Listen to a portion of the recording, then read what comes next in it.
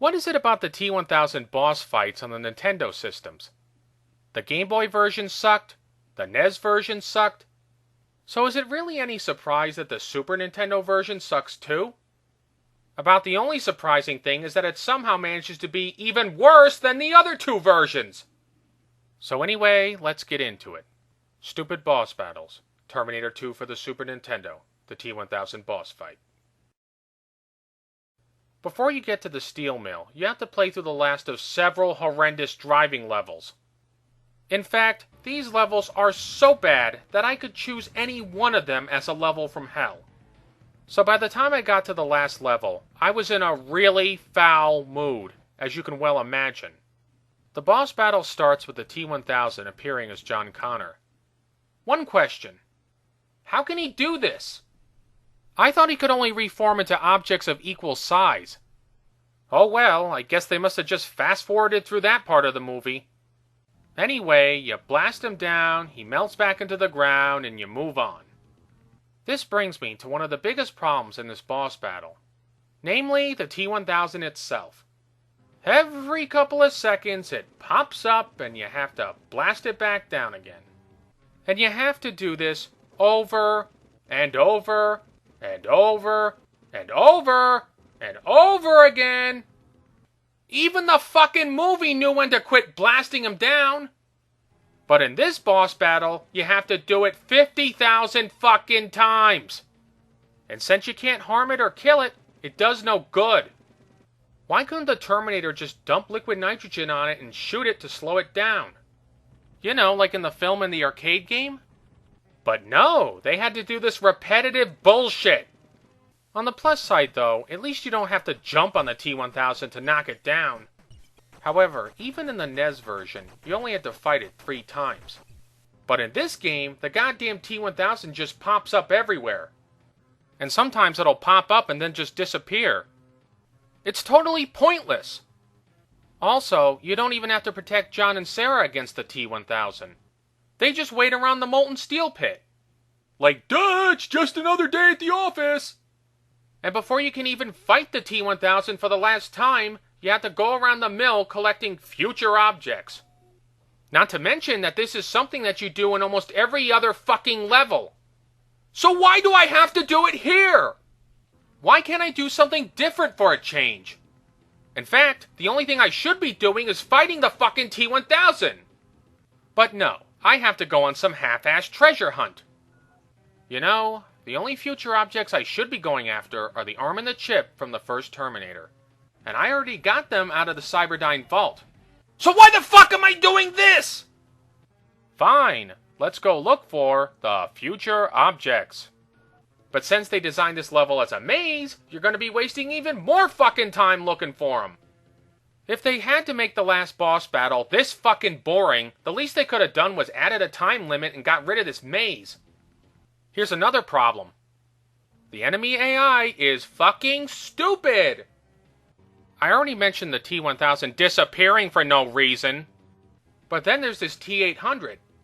Duh! It's another T-ARD model of Terminator. Where did Skynet get its Terminator software from? Microsoft? Plus in the original movie, Kyle Reese said that nothing dead can go back in time. So how can T-800 endoskeletons appear in the present without flesh coverings? That's right, game, just keep on ignoring the Terminator canon.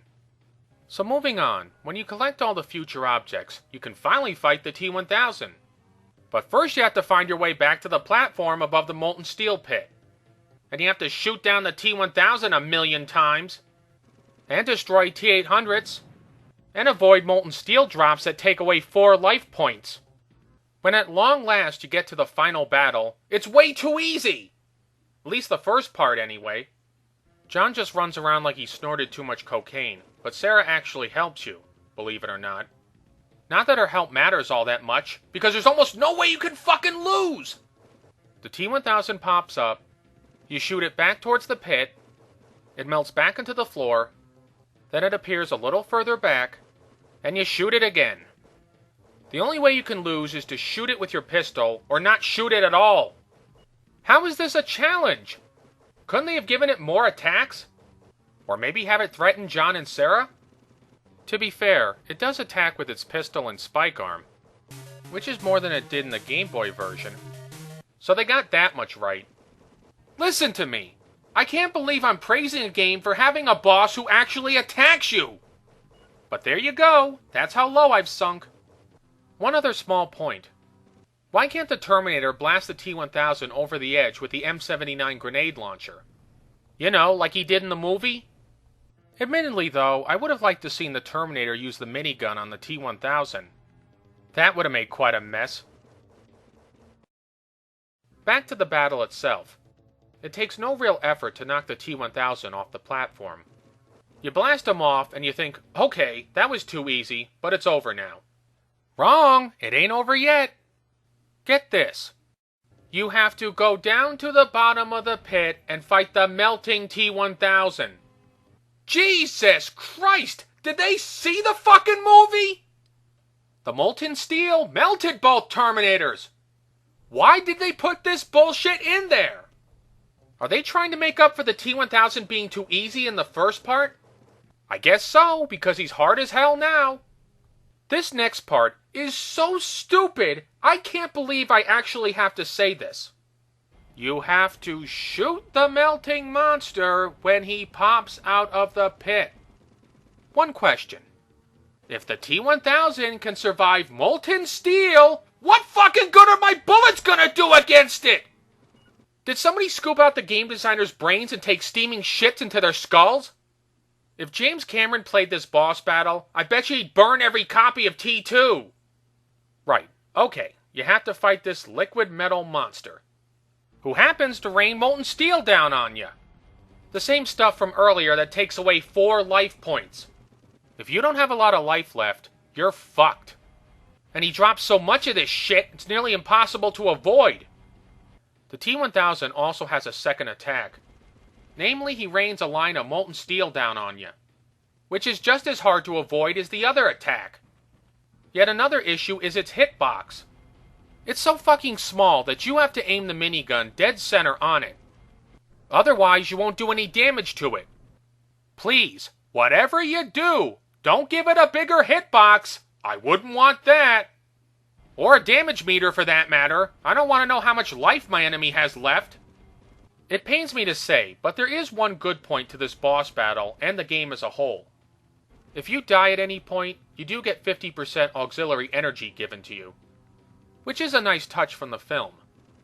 But if you lose that, you lose the whole fucking game! At this rate, I say fuck it! Let Skynet take over. After beating the molten steel monster, the whole place blows up. And John and Sarah and the Terminator all die. Okay, they don't die. But why does the whole fucking steel mill have to blow up? It wasn't in the movie, and it doesn't add anything to the game. Hell, if they're gonna do this to the boss battle, then why not just change everything? Why not play as John and Sarah and have them escape from the exploding steel mill? At least that would make a little bit of sense. Then again, sense is the last thing this boss battle could ever make. Oh, and guess what other deviation the game made from the movie? The Terminator gets sucked into a time displacement bubble. Huh? Just have the Terminator lowered into the molten steel. It's not that hard. This is as bad, if not worse, than Empire Strikes Back for the NES. Even the ending fucking sucks. A few grainy images and some text telling you that you saved the world. Gee, thanks. But if you lose, the game rubs it in and says the whole world's fucked because of you. A simple game over screen would have sufficed. I wish the T-1000 could fist the game designer's asses with its spike arm. Out of all the T-1000 boss battles on the Nintendo systems, this is by far the worst. Avoid it and the rest of the game unless you like wasting your time. So in conclusion, T2's message was that there was no fate but what we make for ourselves. But for the makers of shit like this boss battle, there's only one fate. Failure. This is Film and Stuff signing off. Thanks for watching.